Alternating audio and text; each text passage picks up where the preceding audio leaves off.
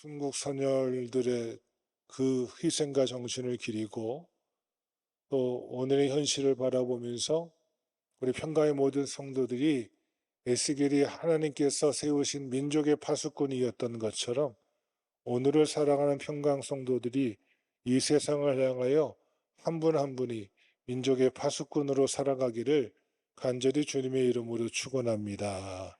그럼 본문에서 말하는 파수꾼은 어떤 일을 감당하고 있습니까? 첫 번째 따라 하실까요? 기다리는 파수꾼. 함께 16절 말씀 시작. 7일 후에 여호와의 말씀이 내게 임하여 이르시되. 아멘. 며칠 후에? 7일 후에. 며칠을 기다렸다는 거예요. 꼬박 일주일을 기다린 거예요. 에스겔은 포로 선지자로서 포로들과 함께 온갖 고생을 같이 하였습니다. 그는 하나님의 부름을 받아서 이스라엘 족속의 파수꾼으로 세움을 입었습니다. 그가 한 번은 하나님의 영에 이끌려서 데라비브에 있는 그발 강가에 이르렀으나 하나님은 아무 말씀도 없었습니다. 그 앞에 15절 말씀, 이에 내가 데라비브에 이르러 그 사로잡힌 백성 곧 그발 강가에 거주하는 자들에게 나아가 그 중에서 두려워 떨며 7일을 지내더라. 하나님께서 분명히 부르셨고 여호와의 영이 에스겔과 함께해서 그발 강가에서 포로 가운데 있는 이스라엘 민족을 향하여 민족의 파수꾼을 세우셨는데 하나님께서 아무런 말씀도 주시지 않는 거예요. 꼬박 며칠을 기다려요? 7일을 기다립니다. 하루 이틀도 아니고 꼬박 7일 동안 기다렸습니다. 7일 후에야 비로소 여호와의 말씀이 임하였습니다. 여러분, 하나님의 말씀, 하나님 뜻이 분명히 임할 때까지 우리는 모아야 됩니다. 기다릴 줄 알아야 합니다. 믿음의 길을 걸어가고 또 목회를 하다 보면 많은 분들이 시험에 드는 것을 보게 됩니다. 근데 그 이유가 무엇일까 하고 간감히 묵상해 보면 이유는 하나가 있어요. 하나님의 때가 있는데 그 때를 내 조급함 때문에 뭐하지 못해요? 기다리지 못할 때. 물론 그것도 사용하셔서 우리를 깨닫게 하시고 돌이키신 하나님의 은혜가 분명히 있습니다. 할렐루야. 그런데 그때 좀 더 기다렸으면 하는 아쉬움이 남지 않습니까? 그게 대표적인 인물이 모세예요. 모세가 40년 동안 바로의 궁정에서 바로의 딸의 아들로 그가 자라지 않습니까? 이제 나이가 40이 됐습니다. 불혹의 나이가 됐습니다. 그가 나가다가 자기 동족이 고난당하는 것을 보고 두 번째 나가서 그만 살인을 저지르잖아요. 아마 모세는 생각했을 것 같아요. 내 권력, 내 힘, 내 지위를 가지고 이제는 내가 무엇을 하리라? 내 동족, 내 민족을 위해서 어머니에게 전해받은, 요게벳에게 전해받은 그 신앙의 전성을 잘 지켜서 나도 이제 민족을 위해서 쓰임받아야지라고 그가 일어선 것 아니겠습니까? 여러분, 근데 그때는 하나님의 때가 아니었습니다. 이게 중요합니다. 모세가 보기에는 자기 권력과 지위와 애굽에서 배운 학식과 그 지도력을 가지고 이제 할 수 있겠다라고 했는데 하나님은 아니라는 거예요. 가장 젊을 때, 가장 권세를 가지고 있을 때, 가장 능력이 있을 때, 힘이 있을 때, 그가 미디안 땅으로 도망가서 40년 동안 40년을 하루같이 광야에서 양치는 목동으로 지내지 않습니까? 어느덧 그의 나이 80이 되었습니다. 80.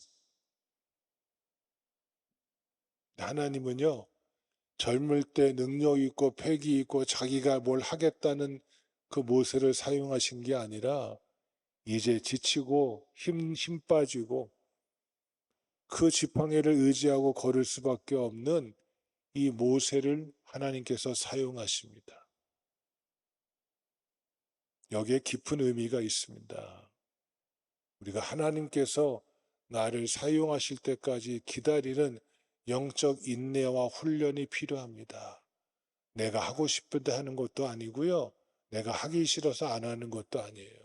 하나님께서 나에게 임하실 때까지 믿음의 시간으로 기다리는 하나님의 사람들이 오늘 에스겔이 하나님의 말씀이 임할 때까지 기다렸던 것처럼 기다리는 파수꾼으로 하나님의 길을 준비하는 자, 이 아침에 우리 모두 이기를 주님의 이름으로 축원합니다. 두 번째 따라합시다. 깨우치는 파수꾼. 다 함께 17절 말씀 시작.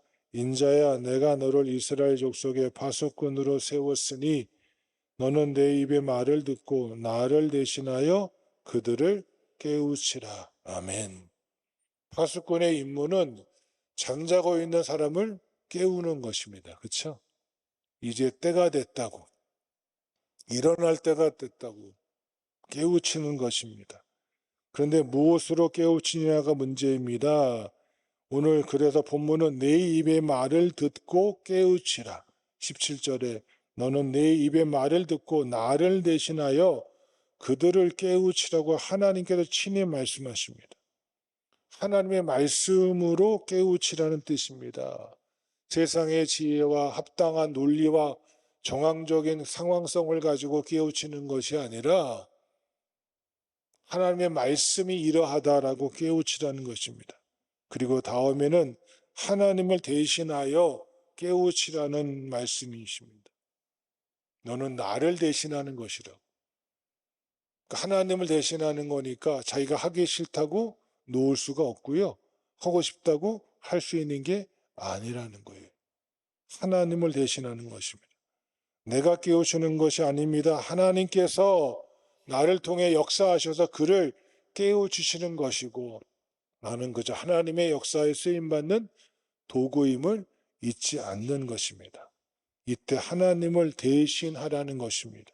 그리고 이 죄인을 깨우쳐 죄에서 떠나게 하고 의인을 깨우쳐 더 이상 범죄치 않게 하라는 것입니다. 깨우치지 아니하면 그 핏값을 나에게서 찾겠다고, 파수꾼에게서 찾겠다고 하나님께서 친히 말씀하고 계십니다. 대표적인 예가 바울과 실라가 빌립보에서 복음을 전도하다가 복음을 증거하다가 그 귀신 들린 사람을 고쳐줬잖아요. 근데 그 이유로 인해서 그 빌립보의 깊은 감옥에 갇히잖아요. 심하게 구타도 당합니다. 아니 하나님의 선한 역사를 감당했는데 감사는커녕 그쵸? 옥에 갇히고 또 매까지 맞고. 근데 바울과 실라의 모습이 귀합니다. 그들이 그 옥중에서 기도하고 찬미하더니 할렐루야. 저는 그 말씀을 묵상.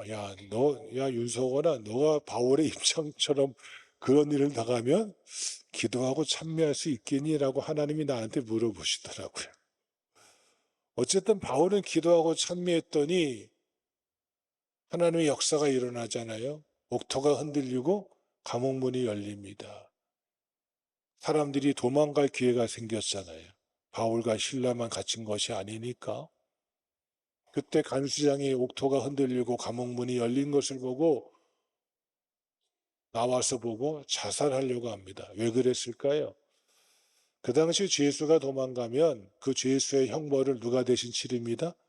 그 옥을 지켰던 간수장이 대신 형벌을 당하고 자기뿐만 아니라 자기의 가족까지 피해를 입게 되니까 그만 자기가 죽음으로 죗값을 치르려고 칼을 목에다 댈 때 바울이 소리치잖아요. 우리가 여기 있노라고. 도망가지 않노라고. 정말 말이 안 되는 생각적으로 해봐도 그들이 다 도망간 것이 당연한 이치인데 그렇지 않은 현실을 보고 이 간수장이 놀랍니다. 그리고 뜻밖의 질문을 합니다. 우리가 무엇을 하여야 구원을 얻으리까? 이때 바울이 외치죠. 주 예수를 믿으라. 그러면 너와 내 집이 구원을 얻으리라.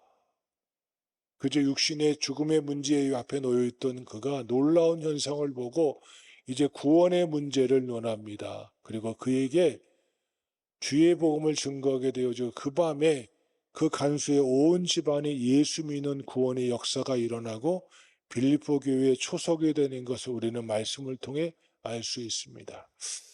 바울이 왜 선한 역사를 감당하고도 이런 고난을 당했을까? 네, 그것을 묵묵히 기도와 찬미로 이겼더니 하나님의 역사가 임했고 그 일을 통하여 그 사람을 구원의 길을 인도하는 역사를 우리는 목도하게 되어집니다. 그 하나님을 모르던 그가, 하나님에 전혀 관심 없던 그가 이 사건을 통하여 하나님께 나아가는 깨우치는 역사를 그 사건을 통해 우리가 보듯이 여러분 삶의 자리에서 내가 이해가 안 되고 논리적으로도 상황적으로 아무리 생각해도 합당하지 않아도 그 가운데 역사하신 하나님의 무엇이 있습니다. 선한 역사가 있음을 인정하시며 그 한 영혼을 한 영혼을 깨우칠 수 있는 깨우치는 파수꾼의 사명 감당하는 이 아침에 우리 모두이기를 주님의 이름으로 축원합니다. 세 번째 따라합시다. 권능받은 파수꾼. 함께 22절 말씀 시작. 여호와께서 권능으로 거기서 내게 임하시고 또 내게 이르시되 일어나 들로 나아가라. 내가 거기서 너와 말하리라 하시기로. 아멘. 이 깨우치는 파수꾼의 필수 조건은 하나님의 권능입니다.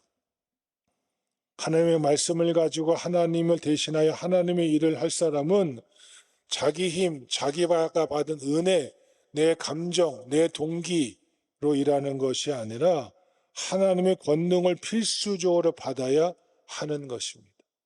그래야 하나님의 선한 뜻이 온전히 이루어질 수 있습니다. 권능은 하나님께서 나에게 주시는 것입니다. 내 힘으로, 내 경험으로, 내 짧은 지혜로 하는 거 아니에요. 물론 할 수 있습니다. 내가 받은 은혜로 내가 그 선한 동기로 할 수 있습니다. 그런데 그것이 사람의 힘으로 하니까 오래 못 가더라고요. 조금만 시험이 들면, 저 사람이 나의 아픈 상처를 거드리면, 갈등이 일어나면 뭐합니다? 그 길을 떠나는 것을 볼 수 있잖아요. 그런데 비록 시험이 있고 갈등이 있고 나에게 상처가 되더라도 하나님이 내게 하라 하신 그 힘을 가지고 감당하면 그 길을 쉽게 포기할 수가 없습니다. 문제는 권능을 받지 못하면 쓰러지고 만다는 것입니다. 약한 자를 하나님은 권능으로 강하게 하사 하나님의 역사를 감당하는 일꾼으로 세워주십니다. 그래서 예수님께서도 제자들에게 복음을 다 가르치시고 심지어 부활하시고도 40일 동안 제자들에게 하나님의 나라에 대해서 말씀으로 가르치시고 난 후에 말씀하십니다. 너희가 배운 것으로 되지 않는다. 너희가 성령의 무엇을 받으라? 권능을 받으라. 오직 성령이 너에게 임하시면 너희가 무엇을 받고? 권능을 받고, 권능 받지 않으면 실패할 수밖에 없다. 그게 대표적인 게 베드로와 가룟 유다잖아요. 베드로가 십자가의 사건이 있기 전날 밤 그가 주님 앞에서 호언장담하잖아요. 주님, 다 주를 버릴지라도 나는 결단코 주를 버리지 않겠나이다. 근데 몇 시간 있다가 그가 뭐예요? 예수님을 부인하고 저주하잖아요. 도무지 모른다고 예수님 면전에서 어이없는 행동을 하잖아요. 가룟 유다는 예수님을 내가 저렇게 코너로 몰면 자기의 지혜로 예수님을 그 상황 속에 집어넣으면 예수님께서 이 민족을 구원하시겠지라는 기대감으로 예수님을 배반했는데 예수는 묵묵히 도사장으로 끌려가는 어린 양처럼 십자가의 길을 걸으시니까 그가 뭐하고 말아요? 자살하고 말잖아요. 왜? 자기 힘으로 하려고 하니까, 자기 지혜로 하려니까, 한계 상황에 부딪히니까 그가 바로 그 어처구니 없는 죽음을 맞이하게 되는 것을 볼 수 있지 않습니까? 그런데 이 예수님을 부인했던 이 베드로가 성령께서 그에게 임하시니까 그가 담대히 외치잖아요. 너희가 죽인 이 예수를 하나님이 다시 살리사 우리의 주와 그리스도가 되게 하셨다. 할렐루야. 이 복음을 담대히 증거하는 권능이 베드로에게서 온 겁니까? 베드로에게 임하신 성령의 능력을 힘입어 증거합니까? 여러분, 주의 일은 그렇습니다. 파수꾼은요, 자기 힘으로 하는 거 아닙니다. 하나님의 권능을 힘입어 이 사명 감당하는 하나님의 사람들이 이 아침에 우리 모두이기를 간절히 주의 이름으로 축원합니다. 마지막으로 따라하실까요? 전달하는 파수꾼 27절 말씀 시작. 그러나 내가 너와 말할 때 내 입을 열리니 너는 그들에게 이르기를 주 여호와의 말씀이 이러하시다 하라. 들을 자는 들을 것이요 듣기 싫은 자는 듣지 아니하리니 그들은 반역하는 족속임이니라. 아멘. 에스겔에는 포로로 끌려와서 활동한 선지자고요. 포로가 되기 전에 남유다가 바벨론에 멸망당하기 전에 긴 시간 동안 사역했던 사람은 여러분 잘 아시는 예레미야입니다. 바벨론의 위협 속에 유대 때에 있는 사람들은 우리가 저 바벨론의 포로의 그 위협 속에서 살아남으려면 어디를 의지하자? 저 애굽 땅을 의지하자. 이게 유대 민족의 99%가 그 생각을 가지고 팍팍 쳐 있는 거예요. 우리가 바벨론과 투쟁해서 애굽의 힘을 빌어서 이기자. 그런데 여러분, 예레미야가 전한 말씀 뭔지 아세요? 너희 사람 의지하지 말라. 애굽도 의지하지 말라. 바벨론은 하나님께서 쓰신 유대 민족을 향한 하나님의 심판의 도구에 지나지 않는다. 너희는 하나님의 심판을 받아들이라. 바벨론에 멸망당하는 것이 하나님의 뜻이다. 여러분, 이걸 전하니까 백성들이 예레미야를 뭐예요? 가만두지 않는 거예요. 옥에 가둬버렸어요.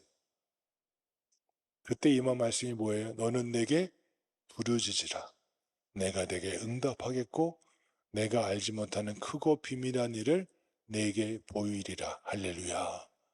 여러분, 예레미야는 얼마든지 유대 백성이 듣기 좋은 말 전할 수 있어요. 그런데 그러지 않았어요.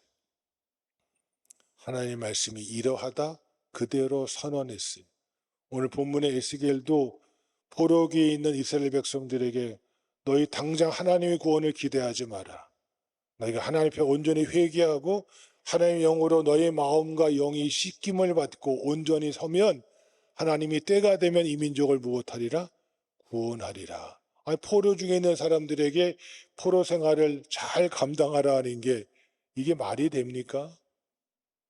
속히 하나님의 구원이 임하라는 것을 그들이 바라는 메시지고 소망이었지만 에스겔은 그 말씀 전하지 않습니다. 이것은 하나님의 심판이요.